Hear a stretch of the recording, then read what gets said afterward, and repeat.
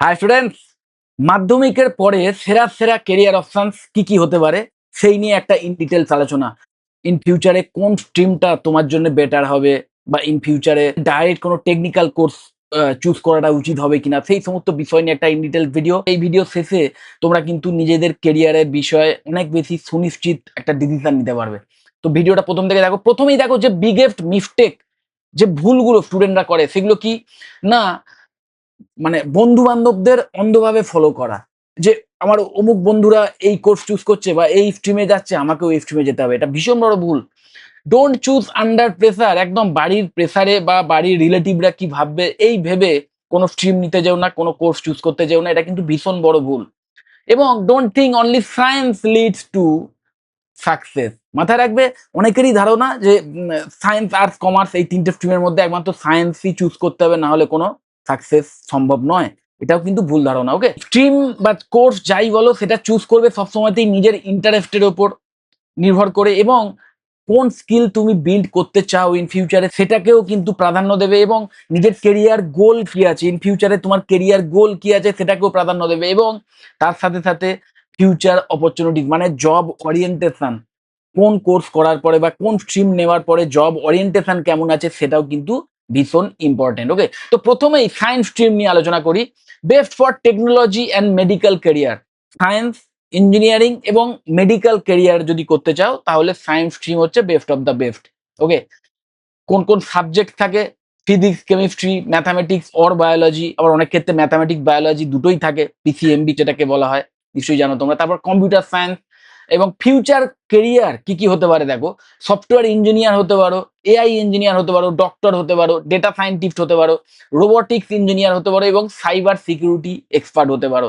তো এই টাইপের ভেরিয়াস কেরিয়ার অপশনস কিন্তু তোমরা অপ্ট করতে পারবে যদি সায়েন্স স্ট্রিম নিয়ে সঠিকভাবে পড়াশোনা করো। ওকে, কিন্তু বুঝতে হবে যে এই সায়েন্সের জন্য কারা আইডিয়াল, কারা এই সায়েন্স স্ট্রিমের জন্য আইডিয়াল। দেখো, science is best for students who love technology. যদি তোমরা টেকনোলজিক্যাল বিভিন্ন বিষয়ের ওপর অলরেডি ইন্টারেস্টেড হও, enjoy mathematics and problem solving, যদি মানে অঙ্কের ওপর একটা ভালোবাসা থাকে, ম্যাথসের ওপর একটা ভালোবাসা থাকে, want engineering or medical career. একদম ইন ফিউচারে যদি ইঞ্জিনিয়ারিং ফিল্ডে যেতে চাও, মেডিকেল কেরিয়ারে যেতে চাও, শুধু যেতে চাও বললেও ভুল বলা হবে। অ্যাকচুয়ালি তোমার যদি এই সমস্ত বিষয়ের ওপর একটা বেসিক ইন্টারেস্ট থাকে, আরো যদি আমি সহজ করে বলি না, ফিজিক্স, ভৌত বিজ্ঞান, ফিজিক্স এই বিষয়টার ওপর যদি তোমার ভালোবাসা থাকে, এটা ভীষণ সহজ একটা রাস্তা বোঝার জন্য যে তুমি এই সায়েন্স স্ট্রিমের জন্য আদর্শ কিনা। তো ফিজিক্সের ওপর যদি ভালোবাসা থাকে তাহলেও কিন্তু তোমরা যেতে পারো। ওকে, এবং অবশ্যই one high paying IT job. In ফিউচারে আইটি জবের জন্যও আইডিয়াল এই সায়েন্স, যদিও এখন আর্টস কমার্সের স্টুডেন্টরাও কিন্তু আইটি জবসে যেতে পারে, আমি এরপরে আলোচনা করব। One to work in AI and future technology. AI related বা ফিউচার টেক রিলেটেড কেরিয়ার যদি করতে চাও তাহলেও কিন্তু সায়েন্স আইডিয়াল কোর্স। কিন্তু তার মানে এই নয় যে আর্টস বা কমার্সের স্টুডেন্টরা এই কেরিয়ারে যেতে পারে না, সেই অপশনসও কিন্তু আছে, বিশেষ করে আইটি রিলেটেড ফিল্ডের ক্ষেত্রে। ওকে, দেখো এরপরে কমার্স স্ট্রিমের কথা যদি ধরি, সেক্ষেত্রে যে সাবজেক্টগুলো নর্মালি থাকে, অ্যাকাউন্টেন্সি, ইকোনমিক্স, বিজনেস স্টাডিজ এবং ম্যাথামেটিক্স, এটা অপশনাল কিন্তু এটা হাইলি রেকমেন্ডেড। যদি কমার্স স্ট্রিম নির্বাচন করো তাহলে অবশ্যই বিজনেস ম্যাথ বা ম্যাথ যেন থাকে, তাহলে কিন্তু ইন ফিউচারে কেরিয়ারে ভালো করতে পারবে। ফিউচার কেরিয়ার অপশনস কি কি হতে পারে? চার্টার্ড অ্যাকাউন্ট্যান্ট হতে পারো, এমবিএ প্রফেশনাল হতে পারো। এমবিএ যদিও সায়েন্স স্ট্রিম থেকে গিয়ে বা আর্টস স্ট্রিম থেকে গিয়েও করা যায়। ওকে, ইনভেস্টমেন্ট ব্যাংকার হতে পারো, ফিনান্সিয়াল অ্যানালিস্ট হতে পারো, বিজনেস অ্যানালিস্ট হতে পারো, এবং এন্টারপ্রেনার হতে পারো। এরপরে এই বিষয়টাও জেনে নেওয়া উচিত এই কমার্সের জন্য কারা আইডিয়াল। দেখো, commerce is best for students who love business and finance.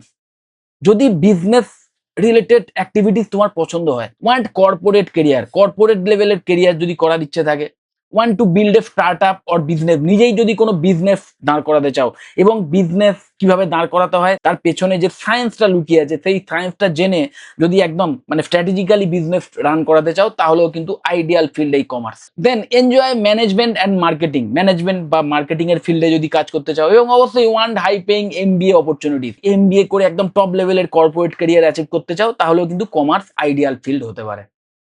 Then arts or humanities যে স্ট্রিমটা রয়েছে, সেক্ষেত্রে যে পপুলার সাবজেক্ট যেগুলো, political science, geography, history, psychology এবং সোসিওলজি। দেখো ফিউচার কেরিয়ার স্কোপ কি কি হতে পারে, ইউপিএসসি আর ডব্লিউবিসিএস অফিসার হতে পারে, মানে সোজা কথায় গভর্নমেন্ট চাকরির জন্য কিন্তু আইডিয়াল, বিশেষ করে এই সমস্ত টপ লেভেলের গভর্নমেন্ট চাকরির জন্য। লয়ার হতে পারো, জার্নালিস্ট হতে পারো, সাইকোলজিস্ট হতে পারো, প্রফেসর হতে পারো, এবং কন্টেন্ট ক্রিয়েটার হতে পারো, গ্রাফিক ডিজাইনিং বা এই সমস্ত ক্রিয়েটিভ ফিল্ডে গিয়েও কিন্তু কাজ করতে পারো। এবং কারা আইডিয়াল এই আর্টসের জন্য? না, লাভ ক্রিয়েটিভিটি অ্যান্ড কমিউনিকেশন। একদম তোমরা যদি আর্টিস্টিক মেন্টালিটির হও এবং কমিউনিকেশন স্কিলটাকে ভীষণ ইমপ্রুভ করতে চাও, তাহলেও কিন্তু আর্টস তোমাদের জন্য আইডিয়াল হতে পারে। Want government job in future, সরকারি চাকরিটাই যদি তোমাদের মেন টার্গেট হয়, তাহলেও কিন্তু আর্টস একটা ভালো স্ট্রিম হতে পারে। Enjoy writing and public speaking. Want career in law, media, law বা মিডিয়া রিলেটেড কেরিয়ার যদি করতে চাও, সেক্ষেত্রেও কিন্তু আর্টস খুব ভালো অপশন হতে পারে। ওয়ান্ট সিভিল সার্ভিস প্রিপারেশন, একদম সিভিল সার্ভিসের যে এক্সাম গুলো, সেগুলোর জন্য যদি প্রিপারেশন নিতে চাও, তাহলে কিন্তু আর্টস খুব ভালো অপশন হতে পারে। দেখো পলিটেকনিক এর পরে, এটা কিন্তু কোনো স্ট্রিম নয়, এটা একটি diploma course, diploma engineering course, polytechnic after মাধ্যমিক। এটা একটা স্মার্ট টেকনিক্যাল কেরিয়ার পাথ। নিশ্চয়ই জানো ক্লাস 10 এর পরে তোমরা কিন্তু ক্লাস 10 এর যে মার্কস, সেই মার্কসের ভিত্তিতেই বিভিন্ন পলিটেকনিক কলেজে অ্যাডমিশন নিতে পারো এবং ইঞ্জিনিয়ারিং এর যে কোনো একটা ব্রাঞ্চ চুজ করতে পারো। এবং যে পপুলার ব্রাঞ্চগুলো, যেগুলোর মধ্যে থেকে তোমরা চুজ করতে পারো, সেগুলো হচ্ছে কম্পিউটার সায়েন্স অ্যান্ড ইঞ্জিনিয়ারিং, ভীষণভাবে জব ওরিয়েন্টেড; ইলেকট্রনিক্স ইঞ্জিনিয়ারিং বা electronics and telecommunication engineering; electrical engineering; mechanical engineering এবং অবশ্যই সিভিল ইঞ্জিনিয়ারিং। যাই হোক, এই টাইপের যে পলিটেকনিক ডিপ্লোমা কোর্সগুলো, এই কোর্সগুলো না কাইন্ড অফ বলতে পারো ইন ফিউচারে যদি তোমরা বিটেক ইঞ্জিনিয়ার হতে চাও, তাহলেও মানে এই পার্টিকুলার স্ট্রিম নিয়েই যদি বিটেক ইঞ্জিনিয়ারিং কোর্স করতে চাও, তাহলেও কিন্তু একটা খুব শর্টকাট বলবো বা খুব ইজি গেটওয়ে বলবো। কারণ অনেক ক্ষেত্রে হয় কি, ক্লাস 12 এর পর বিভিন্ন বিটেক কোর্সে অ্যাডমিশন নিতে গেলে যে কম্পিটিটিভ একটা এনভায়রনমেন্টের মধ্যে দিয়ে আসতে হয়, এন্ট্রান্স এক্সাম দিতে হয়, বা যে কোর্স ফি প্রাইভেট কলেজের ডাইরেক্ট অ্যাডমিশনের ক্ষেত্রে যে কোর্স ফি, সেটা অনেক বেশি হয়। তো সেই সমস্ত ব্যারিয়ার গুলোর হাত থেকে কিন্তু তোমরা রক্ষা পেয়ে যাবে যদি ডাইরেক্ট ক্লাস 10 এর পর থেকেই এই পলিটেকনিক ডিপ্লোমা কোর্সে অ্যাডমিশন পাও। এবং এই পলিটেকনিক ডিপ্লোমার অ্যাডভান্টেজ যেগুলো, সেগুলো কি না, লোয়ার কস্ট, খরচটা অনেক কম হয় কিন্তু নর্মাল বিটেকের তুলনায়। তুমি যদি পলিটেকনিক করে তারপর বিটেক করো, ওকে, সেক্ষেত্রে কিন্তু টোটাল কস্ট অপেক্ষাকৃতভাবে কম হয়। আর্লিয়ার জব অপরচুনিটিস, একদম পলিটেকনিক 3 বছরের কোর্স, পলিটেকনিক ডিপ্লোমা। এবং তোমরা যদি মনে করো যে ডিপ্লোমার পরেই আমি একটা চাকরি চাই, সেক্ষেত্রেও কিন্তু বিভিন্ন পলিটেকনিক কলেজে যে অন ক্যাম্পাস প্লেসমেন্ট হয়, তার মাধ্যম দিয়েই তোমরা চাকরি পেয়ে যেতে পারো, যদি সঠিকভাবে স্কিল বিল্ড করে থাকো। ওকে, প্র্যাকটিক্যাল স্কিল ডেভেলপমেন্টের জন্য আইডিয়াল। নিশ্চয়ই জানো আজ স্কিলের ইম্পর্টেন্স সব জায়গায়। স্কিল ডেভেলপ করতে হবে এবং সেই স্কিলের উপর ভিত্তি করে ইন ফিউচারে তুমি কতটা ভালো চাকরি পাবে বা ইন ফিউচারে কেরিয়ার কোন লেভেলে যেতে পারে, সেগুলো সবই নির্ভর করবে স্কিলের উপর। তো সেই স্কিল বেস্ট কোর্স হচ্ছে এই পলিটেকনিক ডিপ্লোমা। তো সেই দিক থেকেও আইডিয়াল, এবং ডাইরেক্ট বিটেক ল্যাটারাল এন্ট্রি অপশনও রয়েছে। ওই 3 বছর পলিটেকনিক করার পরেই যদি তোমরা মনে করো যে ডাইরেক্ট মানে আমি বিটেক কোর্সে অ্যাডমিশন নেবো, সেক্ষেত্রেও ল্যাটারাল এন্ট্রির মাধ্যমে তোমরা কিন্তু বিটেকের সেকেন্ড ইয়ার থেকে অ্যাডমিশন পেয়ে যাবে। তো কোনো ইয়ার লস তো হচ্ছেই না, উল্টে তোমরা যখন পলিটেকনিক করছো, তোমাদের সেই পার্টিকুলার ডোমেনের ওপর যে প্র্যাকটিক্যাল স্কিল, সেটা কিন্তু আরো স্ট্রংলি ডেভেলপ হওয়ার সুযোগ থাকে। সো অবশ্যই যারা ডাইরেক্ট ক্লাস 10 এর পরেই একটা প্র্যাকটিক্যাল স্কিল বেসড কোর্স করতে চাও টেকনিক্যাল ফিল্ডে, তাদের জন্য পলিটেকনিক একদম best of the best option. Choose smartly, build skills early. দেখো যে ফিল্ডেই যাও, মাথায় রাখবে তোমরা যদি পলিটেকনিক ডিপ্লোমা কোর্স চুজ করো, তাহলে তো স্কিল ডেভেলপমেন্টই হবে, মানে কোর্সের মধ্যেই সেটা রয়েছে, কারিকুলামেই সেটা রয়েছে।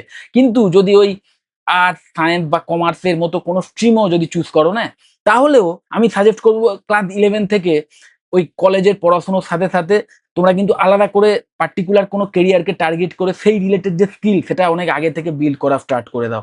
তো সেই মানে কোন কোন স্ট্রিমের জন্য কি কি স্কিল বিল্ড করলে ইন ফিউচারে বেটার করতে পারবে, তোমার জন্য কোন স্ট্রিমটা আইডিয়াল হবে, বা পলিটেকনিক তোমার নেওয়া উচিত হবে কি না হবে, এই সমস্ত বিষয়ে যদি কনফিউশন থাকে, যদি কোনো রকম ক্ল্যারিটি চাও আমার থেকে, বা পলিটেকনিকের কোনো কলেজ সম্পর্কে যদি কোনো ইনফরমেশন চাও, আমাকে ডাইরেক্ট কল বা হোয়াটসঅ্যাপ করতে পারো, আমি তোমাদের কমপ্লিট ইনফরমেশন দিয়ে দেবো।